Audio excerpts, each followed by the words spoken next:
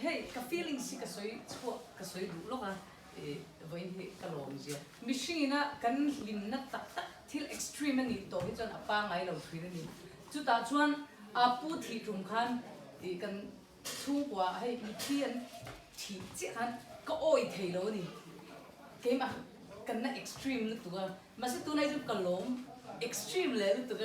ka oi thei lo ang kan feelings ang khan ko ni tiang kan en ler ma zela jun bun te kalom me ma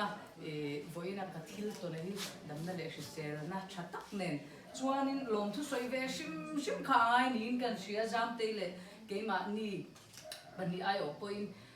amma sa a chuan lom thu soi ma in ngai dam di na kan ti ma sa tiang na tinge lockdown lai ti he tam me ma ni hei hi jam te nen hian ni kum khan plan kan lo nei ve to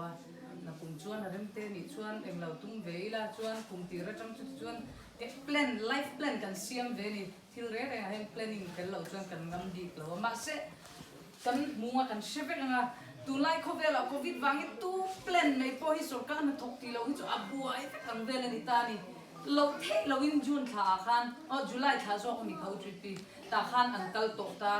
ani chuan chu kan agep po chu thui em ni agep po chu thui tu khát ta hi chon bo wa ka zia ve tong ti be sein ta khan kan ti ma se pathian ina kan ta na thatu ramin ro real zela ka nga ya a try ka sia chuanin kanu le pa ti chunga le jam te te chunga polong thu ka soi do hey dan in nei hey pui hi na lo soya a chan tra chan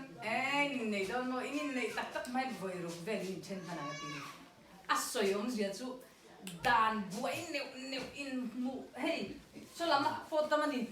chuanin tuna hian anin kara kanu le jam te in kara po a chuti lam ti dan he ti lam ti dan ti po kapati kan bia ti khan kan hanin bia ro pro pa anu atu ka an ti anan ngai tu thar le jam te nu te nan ngai tu le ti khan voi khat ma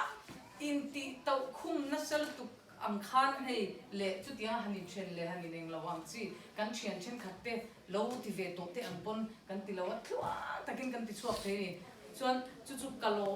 me ma abi takin in pan ni chunga lom thu ka soya kanu le pa te le jam te tin abi takin u kawa chung poi ka fak me ma ta hen aril ro ha ve me ma abuai ve me ma abi takin voina po khan long thu ka soi ta zet ani ti kha kan soi duwa chuanin palai te o ka pa khana ron soi de vek to in buai zia te ka chung te hote in buai zia te ka sia a chuanin abi takin kanu le ka pa te tu tu wa he mi lo mangai zia hi ka she thar le ruanin ka sia nei lo chung po in ka fa pa chumi chu ka fa pa hing ten pui ne ni lom mo ti khan a thei to pa chuan ril ru te po ha ve me ma a chang thei chuan thin rim lama te kala kanin haw lo ba hey thil pakhat kanin haw don lawa kan ting lo chu ka sil ve me chunga phone kan la che o ming te aron ti don chu main haw don ti na ne boi te aron ti chu chade ge de don ti na ni ne ka tiang te khan ne ma sei sa ni da khu moi takin kan ti tiang khan kanuma chuanin zamte ne na kai ton dan din sia cha ka ringa a in thu radio to sia sai su hi ti tia a ti chuan o kanin tong ve de tok me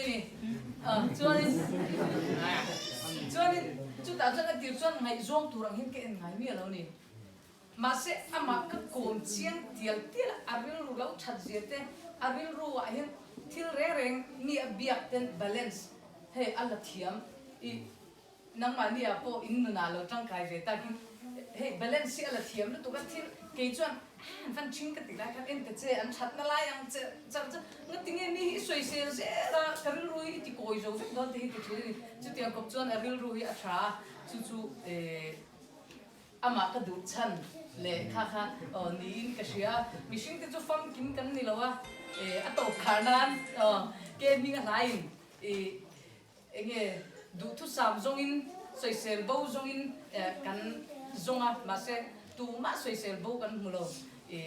rang ka chak po lu po a lutna hai chuak tur chuan kan tlek fai nei kha ni chu zam te hi atlut na ka mua chu wangin kalo be be ma thin luk takin kalo ma in zawai chunga kalo ni ti kha ka du thu sam ka mua in zawai chu kalo me ti kha kan sei du ni